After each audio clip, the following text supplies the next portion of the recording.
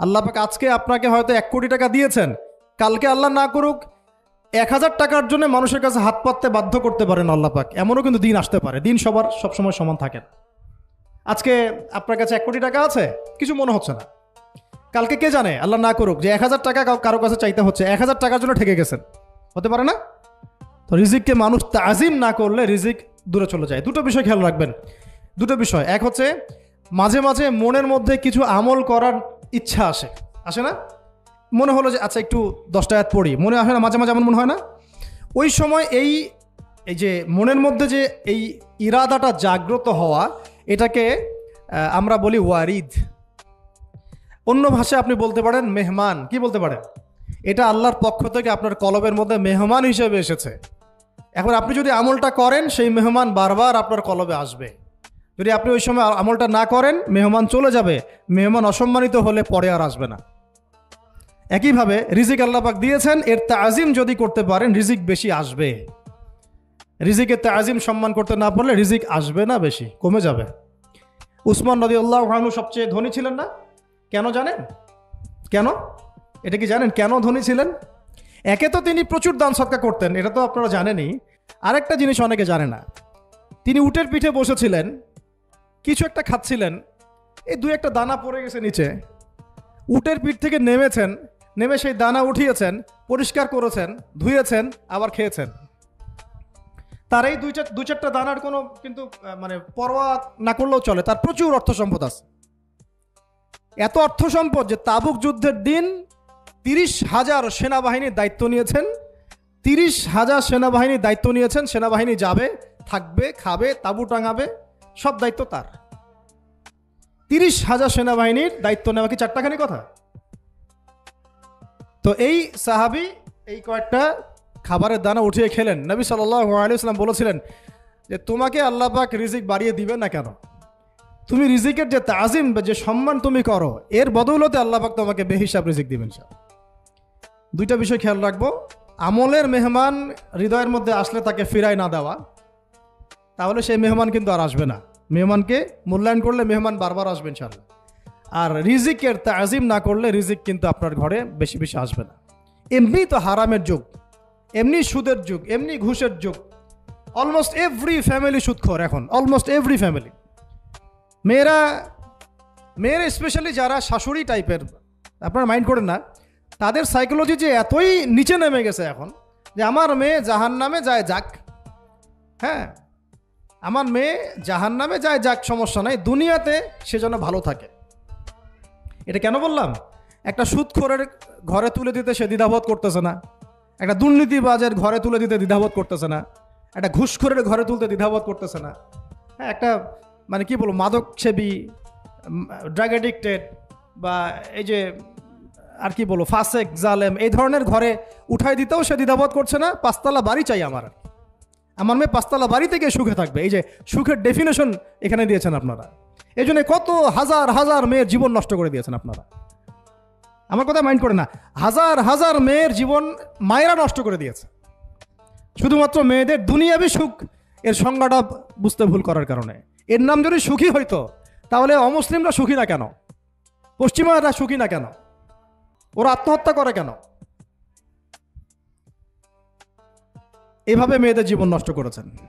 অথচ অল্প যদি হালাল রিজিকও হতো, আল্লাহ পাক তাকে বরকত দিতেন, সুখে থাকতো। তো আল্লাহ পাক আপনাদেরকে রিজিকের মূল্য বোঝার, তাজিম করার তৌফিক দান করেন, আমিন। অনেক ভিতরে চলে যাচ্ছে আমি, সময় আমাদের হাতে আরও শর্ট হয়ে আসতেছে। তো এখানে একটা কথা বলে দিব যে রিজিকের প্রসঙ্গ যেহেতু আসছে, যে হালাল খেতে হবে আমাদেরকে, হারামের দ্বারস্থ হওয়া যাবে না। আপনার স্বামী যদি হারাম খায়, আপনি স্বামীকে বুঝান, তাকে ওই চাকরি ছেড়ে দিতে আপনি উৎসাহিত করেন। আমি আপনাদেরকে একটা অনেস্টির সাথে একটা কথা বলি, যত এই যে প্রশাসনে যত ঘুষখোর আছে, ঠিক আছে, যত দুর্নীতিবাজ আছে, যত মাদকসেবী আছে, মাদকের ব্যবসায়ী আছে, যত সুদখোর আছে, এরা সবাই কেন এই খারাপ কাজগুলো করে জানেন? তার স্ত্রীকে ভালো রাখার জন্যে, তার মাকে ভালো রাখার জন্যে, তার সন্তানদেরকে ভালো রাখার জন্য। তাহলে স্ত্রী হিসেবে, সন্তান হিসেবে, মেয়ে হিসেবে আপনি বলবেন যে আমাদের এইসব ভালোর দরকার নাই আব্বু, হে আমার প্রিয় স্বামী, আমার এসব ভালোর দরকার নাই। হে আমার ছেলে, আমার এসব ভালোর দরকার নাই, তুই হালাল পথে থাক, ওইখানে তুই আমাকে ডাল ভাত খাওয়া, আমি খুশি আছি। এইভাবে আপনারা তাদেরকে মোটিভেট করেন, দেখবেন সমাজে হারাম কমে গেছে ইনশাআল্লাহ। আর হারাম খাওয়া এই ছেলে মেয়েগুলোও কিন্তু মানুষ হবে না। হারাম খাওয়া যে ছেলে মেয়েগুলো রক্ত মাংস করে উঠছে, এরাও কিন্তু মানুষ হবে না। আল্লাহ পাক আমাদেরকে হালাল খাওয়ার তৌফিক দান করেন, এবং হালালের জন্য আপনাদের ভূমিকা অনেক বেশি। আমরা উত্তরবঙ্গ সহ দেশের বিভিন্ন জায়গায় সফর করে যেটা দেখেছি, যত সুদী এনজিও আছে না, এনজিওগুলোর মধ্যে মহিলাদের নামই বেশি, জানেন? মহিলাদের নাম বেশি সুদী এনজিওতে। তো এই দাওয়াতগুলো আমরা মা বোনদেরকে দিতে চাই যে কোন অবস্থাতে যেন হারাম রিজিকের দিকে আপনারা না ধাবিত হন, এবং রিজিকে তাজিম করেন, পরিবারের মধ্যে হৃদ্যতা ভালোবাসা বজায় রাখেন, একে অপরকে বিশ্বাস, সম্মান এবং শ্রদ্ধা করেন। ইনশাআল্লাহ তাআলা আপনাদের পরিবারও সুখী হবে, রিজিকও সুন্দর হবে, এবং রিজিকে বরকত হবে ইনশাআল্লাহ। এরপরে আমি দু একটা পয়েন্ট নোট করেছি, বলে শেষ করে দিচ্ছি যে এটা স্পেশালি আমি আমাদের ওইসব দিনই বোনদেরকে বলতে চাচ্ছি যে বোনেরা এখনও বিয়ে শাদী করেন নাই। সেটা হচ্ছে যে বিয়ে করার আগেই দিনের বেসিক লেখাপড়া শেষ করেন। এত পাগল হওয়ার দরকার নেই। চরিত্র হেফাজত হচ্ছে না, রোজা রাখেন, ঠিক আছে? দিনই পড়াশোনা আগে শেষ না করে বিয়ে করতে যায় না। বহু আলেমা যারা মাদ্রাসা লাইনের ছাত্রী ছিল, দিনই পড়াশোনা শেষ না করে বিয়ে পিড়িতে বসার কারণে কেরিয়ার ধ্বংস হয়ে গেছে। বিয়ে পরে করেন, আগে পড়াশোনাটা, তুলনামূলক পড়াশোনাটাকে শেষ করে নেন। তুলনামূলক পড়াশোনা শেষ করতে 18 থেকে 20 বছর বেশি লাগে না। যদি আপনি শুরু থেকে শুরু করেন, একদম 18 থেকে 20 বছর হতে হতে আপনার পড়াশোনা মোটামুটি শেষ হয়ে যাবে। আর যে সাবজেক্টগুলো বললাম আমি, ওইগুলোই বেসিক পড়াশোনা। এখন এটা হয়তো সবার ভাগ্যে নসিব নাও হতে পারে, সেক্ষেত্রে বিকল্প অপশন আমরা যাব, কিন্তু আগে মূলনীতি হচ্ছে একটা লেভেল পর্যন্ত পড়াশোনা করার পরেই বিয়ে করেন। কারণ বিয়ের পরে আপনার যত রেসপন্সিবিলিটি আসবে, এটা তখন পড়াশোনা মেনটেন করা এতটাও সহজ না, প্রায় অসম্ভবের পর্যায়ে পড়ে যায়। আর দু একটা বাচ্চা কাচ্চা হয়ে গেলে তো তখন আর কোনো কথাই নাই। তাহলে আপনারা কি আমাদেরকে আয়েশা রাদিয়াল্লাহু আনহার মতো একটা প্রজন্ম দিতে পারবেন না? যদি এটা আপনাদের উদ্দেশ্য হয়, সেক্ষেত্রে কি পড়াশোনা শুরু থেকে করা উচিত না? এখন এই সুযোগটা আমাদের সব বোনদের সামনে হয়তো থাকে না, এই জন্য আমরা বললাম যে বিকল্প অপশনগুলোতে আপনারা দিন শেখার চেষ্টা করেন। আর এরপরে যখন বিয়ে করবেন, পড়াশোনা মোটামুটি শেষ হয়েছে, বিয়ে করবেন, এখন 18-20 বছর বয়স হয়ে গেছে, এখন আল্লাহর ওয়াস্তে দুনিয়াবি বিষয়কে সর্বোচ্চ অগ্রাধিকার দিয়েন না। আজীবন পস্তাবেন, এবং একবার পস্তানো শুরু করলেই পস্তানো আজীবনও শেষ হবে না। তখন মেইল করে মেসেজ করে কোনো লাভ হবে না, কারণ আপনি বিয়ের আগে দিনকে প্রাধান্য দেন নাই, বরং দুনিয়াকে প্রাধান্য দিয়েছিলেন। আপনি বিয়ের আগে দিনকে প্রাধান্য দেন নাই, বরং দুনিয়াকে প্রাধান্য দিয়েছেন। যখন আপনি সবসময় পরকালকে, আল্লাহকে, তার রাসূলকে প্রাধান্য দিবেন, দিনকে প্রাধান্য দিবেন, দুনিয়া আল্লাহই গুছিয়ে দিবেন। আর যখন আপনি দুনিয়াকে সর্বোচ্চ অগ্রাধিকার দিবেন, দিন আপনার কাছ থেকে দূরে সরে যাবে। দিনের একটা গায়রত আছে, একটা ব্যক্তিত্ব, দিনের একটা স্বতন্ত্র গায়রত আছে, সে সবার কাছে ধরা দেয় না। যে তাকে মূল্যায়ন করে তার কাছেই দিন আসে, যে তাকে মূল্যায়ন করে না তার কাছে দিন আসে না। তো দিনদার ছেলেকে প্রাধান্য না দিয়ে বিয়ে করতে যায়েন না, জীবনটা ধ্বংস হয়ে যাবে। হ্যাঁ, আমি বলছি না দিনদার ছেলে মাদ্রাসাতেই থাকে, না, জেনারেল লাইনেও থাকতে পারে, ডক্টরও হতে পারে, ইঞ্জিনিয়ারও হতে পারে, কিন্তু এটা বাহ্যিকভাবে এটাকে জাস্টিফাই করাটাও ডিফিকাল্ট। কিছু ক্রাইটেরিয়া দেখে আপনি একটু আন্দাজ করতে পারেন, পুরোপুরি হয়তো কখনোই বুঝতে পারবেন না। সেটা হচ্ছে দিনের প্রতি তার ফিকির কেমন, দিন নিয়ে তার কাজ কেমন, তার লাইফস্টাইল কেমন, তার পরিবার কেমন, কোন পরিবেশে সে বড় হয়ে উঠেছে, তার একাডেমিক্যাল সার্টিফিকেট কেমন, তারপরে তার দাওয়াতের মেহনতে অ্যাক্টিভিটিস আছে কিনা, বা ব্যবসা হালাল কিনা, বা চাকরিটা হালাল কিনা, নামাজ ঠিক আছে কিনা, তার মধ্যে সুন্নাহ আছে কিনা। এগুলো কিছু বাহ্যিক সাইন যেগুলো দেখে আমরা একটা আইডিয়া নিতে পারি। তারপরে বলবো যে এখানে 100% আপনি এনশিওর হতে পারবেন না, ওইটা আল্লাহ পাকের হাতে।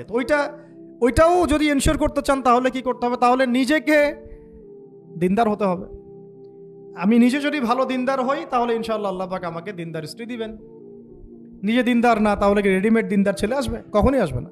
দোয়া করতে হবে, রব্বানা হাব লানা মিন আজওয়াজিনা ওয়া যুররিয়াতিনা কুররাতা আয়ুন ওয়াজআলনা লিল মুত্তাকিনা ইমামা। দোয়া করতে হবে যে রব্বি হাবলি মিনাস সালিহিন, রব্বি হাবলি মিন লাদুনকা যুররিয়াতান তাইয়্যিবা ইন্নাকা সামিউদ দুআ। এই বিষয়গুলো থেকে খেয়াল রাখবেন। আর শরীয়তের মেজাজ মাথায় রাখা। শরীয়তের মেজাজের কথাটা আজকে এই জন্য বলছি যে আমরা আমাদের দেশে যে প্রবলেমটা দেখি, ইসলামের পূর্ণাঙ্গ বিষয়গুলো মানুষ মাথায় রাখতে চায় না। ইসলামে যেমন নামাজ, রোজা, হজ, যাকাত আছে, ইসলামে কিন্তু দাওয়াত, তাবলিগ, জিহাদও আছে, তাই না? ইসলামে কিন্তু শরিয়া আইনও আছে, হুদুদ, কিসাস আছে, ইত্যাদি আছে। আমাদের সমাজে দেখেন নামাজ শব্দ পরিচিত কিন্তু কিসাস শব্দ পরিচিত না।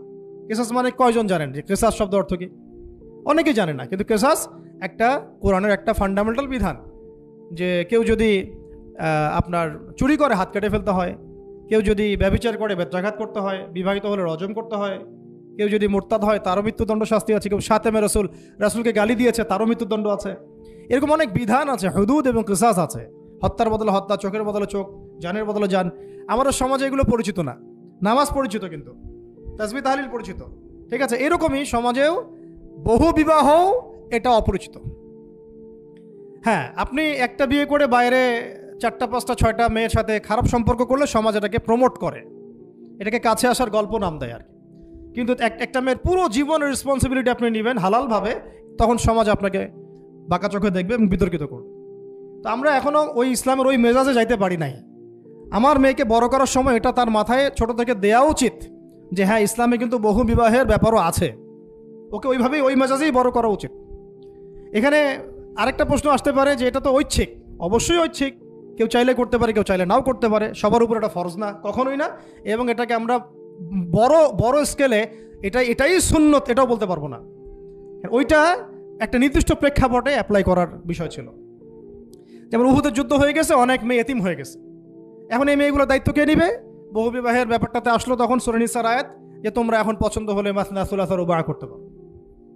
এটা কাউকে ফরজ করা হয় নাই, কারো উপরে ফরজ করা হয় নাই। যার সামর্থ্য আছে তোমরা করতে পারো, খালাস। ওই মেয়েগুলোর দায়িত্ব নিয়ে নেওয়া হলো রাষ্ট্রীয়ভাবে, এবং তারা সম্ভ্রম পেল, সম্মান পেল, গার্ডিয়ানশিপ পেল, তাদের সমস্ত অধিকার ফিরে পেল। এটা ইসলামের একটা বিধান আছে। একেবারে এটাকে বাদ দিয়ে এটাকে অস্বীকার করা, কুফরি করলে কিন্তু কোরআনের সাথে আপনার কুফরি হয়ে যাবে। আপনার নিজস্ব রুচিবোধ থাকতে পারে যে আমি এটাকে পছন্দ করি না, সেটা আপনার ডিসিশন, এটা কোনো সমস্যার কিছু নাই। এমনকি ইসলাম আপনাদেরকে বলেছে যে মেয়ের অনুমতি ছাড়া তাকে বিয়েও দেওয়া যাবে না। সবার নিজস্ব জায়গা থাকতে পারে, কিন্তু ইসলামের প্রত্যেকটা বিধানকে মাথায় রাখা যেটা ইসলামের একটা অংশ। না হলে আমরা অনেক সামাজিক সমস্যার সমাধান দিতে পারবো না। বাংলাদেশে এখন 6 লক্ষ মেয়ে আছে যারা এতিম, অবিবাহিতা, বিধবা, আরও বেশি। আমরা রাষ্ট্রীয়ভাবে তাদের কোনো ব্যবস্থা করতে পারবো না, সম্ভব না। তো এইখানে মেয়েদেরকে, যেহেতু মেয়েদের মধ্যে আমি কথাগুলো বলছি, এই জন্য আমি এই কথাটা টাচ করলাম যে ইসলামের পূর্ণাঙ্গ বিষয়গুলো আমাদের মাথার মধ্যে রাখা, যে আমাদের যেন এমন কোনো বিষয়কে অস্বীকার করে না বসে যেটা আবার আমাকে ইমান থেকে বের করে দিবে। আমার নিজের আমল না হতে পারে, আমি নিজে সেটা পছন্দ না করতে পারি, বা আমার মতামত থাকতে পারে, সেটা আলাদা ইস্যুস। কিন্তু ইসলামের বিধানগুলোকে আমরা কোনোভাবে যেন ডিনাই করতে না যাই, এটা আমাদের মাথায় রাখতে হবে। আর এটা সমাজের কল্যাণের জন্যই আল্লাহ রাব্বুল আলামিনের পক্ষ থেকে আর দুটা বিষয় বলে শেষ করে দিচ্ছি। সেটা হচ্ছে ওই যে ইলমের কথা বলেছিলাম শুরুতে, এর সাথে আমি আমার ব্যক্তিগত জীবন থেকে বলছি আর 3টা জিনিস ইলমের সাথে খুব বেশি কানেক্টেড, এটা মাথায় রাখবেন। একটা হচ্ছে আদব। একটা কি? আদব। আদব রক্ষা করতে না পারলে ইলম অর্জন করতে পারবেন না। তাই আদব রক্ষা করার জন্য আমাদেরকে ওই জেনারেল লাইনে পড়াশোনার মেজাজটা ত্যাগ করে আসতে হবে। আমরা ওইখানে যে মেজাজে পড়াশোনা করি, ওই মেজাজটা আমাদেরকে একটু কর্পোরেট হতে শেখায়। মানে আমি বেতন দিয়েছি 500 টাকা, আমি 500 টাকার ক্লাস পাইলাম না কেন, তাই না? মেজাজটা এরকম আর কি। অথচ এখানে ওস্তাদের দোয়া নেওয়ার জন্য আমাদেরকে সিরিয়ালে দাঁড়িয়ে থাকতে হবে। এটা হচ্ছে এই প্ল্যাটফর্ম, এটা হচ্ছে ওই অন্য জায়গা। এখানে একজন নবী হয়েও মুসা আলাইহিস সালাম যুগের পর যুগ হাঁটছেন এমন একজন ব্যক্তির সাক্ষাতের জন্য যিনি তার চেয়ে বেশি জ্ঞানী। তার নাম খিদর আলাইহিস সালাম, যিনি তাকে সাথে নিতে চাচ্ছেন না। তিনি বলছেন যে ইন্নাকা লান তাসতাতিআ মাইয়া সাবরা, তুমি তো আমার সাথে ধৈর্য ধরতে পারবে না। কিন্তু মুসা আলাইহিস সালাম তারপরও চললেন, বারবার প্রশ্ন করলেন, কিন্তু শেষ পর্যন্ত সম্পর্ক কিন্তু নচ্ছেদ হয়ে গেল। মনে আছে কি? হাদিস সূরা কাহফের কথা বলছি। তো এটা হচ্ছে এই ইলমের জায়গাটা এমন একটা ইলমের জায়গা যেখানে আদব রক্ষা না করলে ইলম পাওয়া যাবে না। আরেকটা বিষয় হচ্ছে তাসকিয়া, ইলম অর্জন করে ওস্তাদের কাছ থেকে দোয়া নেওয়া এবং আত্মশুদ্ধি অর্জন করা। মনের মধ্যে কোনো হিংসা না রাখা। আমাদের সবার এখন মনের মধ্যে যে হিংসা দিয়ে ভর্তি, হিংসাগুলোকে ছেড়ে দেন, মন বড় করে ফেলেন, আল্লাহর জন্য ছেড়ে দেন, হিংসা ত্যাগ করেন, গীবত করা বন্ধ করে দেন, অপবাদ দেয়া তো একেবারেই নিষেধ, পরশ্রী কাতরতা ছেড়ে দেন, মনটাকে একদম খালেস করে রাখেন। একজন সাহাবী সম্পর্কে নবীজি বলছেন, এই যে এখন যে সাহাবী ঢুকবে মসজিদে ও জান্নাতি। সবাই আগ্রহ নিয়ে বসে আছে, কে এসে ঢুকলেন জান্নাতি। পরের দিনও সেম কথা, এখন যে ঢুকবে সে জান্নাতি। সেম সাহাবী ঢুকলেন, পরের দিনও সেম কথা, এখন যে ঢুকবে সে জান্নাতি। সেম সাহাবী ঢুকলেন। এবার একজন সাহাবী কৌশল করে তার বাসায় গেলেন, দেখি তো কি আমল করে সে। তো দেখলেন তো রাত্রেবেলা তাহাজ্জুদে উঠতেছে না, এশার নামাজ পড়ে ঘুমায় গেছে, ফজরের নামাজে উঠলো। 3 দিন থাকলেন, 3 দিন সেম সেম। তখন তিনি বললেন, আচ্ছা ভাই, তোমার ব্যাপারে নবীজি এরকম মন্তব্য করেছেন, তোমাকে তো এমন কোনো খাস আমল করতে দেখলাম না। তো তিনি বলছেন, আচ্ছা একটা বিষয় হতে পারে, আমি অত বেশি আমল হয়তো করি না, কিন্তু আমি যখন ঘুমাতে যাই আমি সবাইকে মাফ করে দিয়ে ঘুমাই। মন ফ্রেশ, মনটা থেকে সব বের করে দেওয়া, এটা তাসকিয়া, এটা ইলমের সাথে সম্পৃক্ত। আল্লাহ পাক আমাদের সবাইকে এই বিষয়গুলো বোঝার তৌফিক দান করেন। আমি আর এরপরে আমি বলবো যে সন্তান প্রতিপালনে যত্নশীল হন, কারণ এরপরে তো আমাদের অ্যাসেট তারাই। এবং মেয়েদেরকে আমি বলবো যে আপনারা বেশি বেশি সন্তান নেবেন। কে শিখাইছে একটা বাচ্চা নিতে হবে, 2টা বাচ্চা নিতে হবে? এগুলো বোগাস কথাবার্তা পশ্চিমারা শিখাইছে। আর নবী সাল্লাল্লাহু আলাইহি ওয়াসাল্লাম কি বলেছেন? আমি সেই নারীদেরকে নিয়ে গর্ব করব যেই নারীরা বেশি বেশি সন্তান জন্ম দিতে পারে। আমি আমার উম্মতের সংখ্যা নিয়ে গর্ব করব। হ্যাঁ, সবার ফিজিক্যাল কন্ডিশন এক না হতে পারে, কিন্তু এই মানসিকতাটা ত্যাগ করতে হবে যে আমার একটাই, 2টি সন্তানের বেশি নয়, একটি হলে আরও ভালো হয়। এইসব পশ্চিমা তন্ত্রমন্ত্র বন্ধ করতে হবে। ঠিক আছে, এরপরে বলবো যে মিডিয়া দিয়ে, আচ্ছা, এই সন্তান প্রতিপালনের ক্ষেত্রে একটা কথা বলে দেই যে প্যারেন্টিংয়ের অনেক বই বাজারে বের হয়েছে, প্যারেন্টিং টিপস আছে। এই প্যারেন্টিংটা নিয়ে আলাদা ইনশাল্লাহ একদিন সেশন করবো, এখানে অনেক কথা বলার আছে। সন্তান প্রতিপালন একটা শিল্প, সন্তান প্রতিপালনটা একটা শিল্প, খুব ধৈর্যের কাজ, সবরের কাজ, লেগে থাকার কাজ। সন্তানকে সময় দেওয়া, ওর খাবারের দিকে খেয়াল রাখা, ওর মানসিকতার দিকে খেয়াল রাখা, ওর ফিজিক্যাল অ্যাক্টিভিটিস দিকে খেয়াল রাখা, ওর মানে আত্মা দূষিত হয়ে যাচ্ছে কিনা এটা খেয়াল রাখা, ওর ভালো একাডেমিক পরিবেশ নিশ্চিত করা, ভালো ওস্তাদ দেওয়া, ওর সাথে মেশা, ওকে আদর করা, অনেক কিছু আছে। এটা নিয়ে ইনশাল্লাহ আমরা একদিন আরেকটা সেশন করবো ইনশাল্লাহ। তো সন্তান প্রতিপালনের সাথে আমি বলবো যে প্রচলিত যে মিডিয়াগুলো, এই জি বাংলা, স্টার জলসা, এই যে পিছনে লেখা আছে যে অপসংস্কৃতি, এক কথায় বিজাতীয় অপসংস্কৃতি, এই মিডিয়াগুলো বাসা থেকে বন্ধ করে দেন। বা একেবারে টেলিভিশনের দরকার নেই বাসা। অনলাইনে আমরাও কিছু কিছু ক্ষেত্রে আসলে আমরাও অনলাইনের মধ্যে ডুবে গেছি। আমি নিজেও ফিকির করছি, চেষ্টা করছি এখান থেকে বের হওয়ার জন্য। আপনারাও বের হন, মানে প্র্যাকটিক্যাল জীবনে আসেন। এটা একটা ভার্চুয়াল জগৎ, এখান থেকে আমরা যা দেখি এটা আমাদের মাথার মধ্যে প্রভাব বিস্তার করে। বহু সামাজিক ঘটনা এবং পারিবারিক অঘটন এই ফেসবুক, ইউটিউব থেকে হচ্ছে। এই কন্টেন্টগুলো দেখা আমাদেরকে বন্ধ করতে। বাস্তবতার সাথে এগুলো কোনো সম্পর্ক নাই। আমাদের কিতাব পড়ার অভ্যাস বেশি করে বাড়াতে হবে, ওস্তাদদের সহবতে যাওয়া, আমল করা, কান্নাকাটি করা, দোয়া করা, ইস্তেগফার করা, আল্লাহর সাথে কানেকশন। আল্লাহ পাক আমাদেরকে মিডিয়ার এই রং ঢং বলি আমি, মিডিয়ার এই রং ঢংগুলো ত্যাগ করতে হবে। মিডিয়া একটা কিছু দেখলে আমাকে কেন কিনতে হবে? কেন আমি একটা মিডিয়াতে দেখলাম যে এরকম একটা নতুন অর্নামেন্টস আসছে, আমাকেই কেন কিনতে হবে? কেন আমি ওইটার জন্য আবার বাসায় চাপ দিব?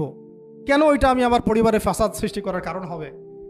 প্রয়োজন নাই। আর আমাদের মানে মাদ্রাসার মেয়েদেরকেও এসব থেকে দূরে রাখতে হবে, মিডিয়া থেকে দূরে রাখতে হবে। মানে সব মিডিয়া উপকারী না, বরং মিডিয়ার মধ্যে 99%ই ইসলামিক মিডিয়া না।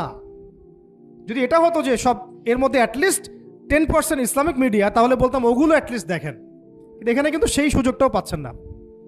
খুব কম মিডিয়া আমাদেরকে প্রকৃত বিষয়টা শেখায় এবং সত্যের কাছাকাছি নিয়ে আসে। বেশিরভাগ মিডিয়াই প্রতারণাপূর্ণ এবং কর্পোরেট সেকশন, এগুলো থেকে আল্লাহ পাক আমাদেরকে দূরে থাকার তৌফিক দান করেন।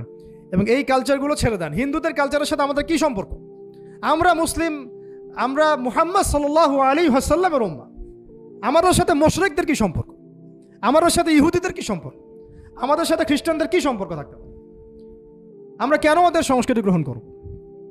কিসের জন্মদিন, কিসের মৃত্যু দিবস, হ্যাঁ, কিসের এসব গায়ে হলুদ, কিসের এসব বৌভাত, এগুলো কি? এগুলোর সাথে আমাদের কি সম্পর্ক?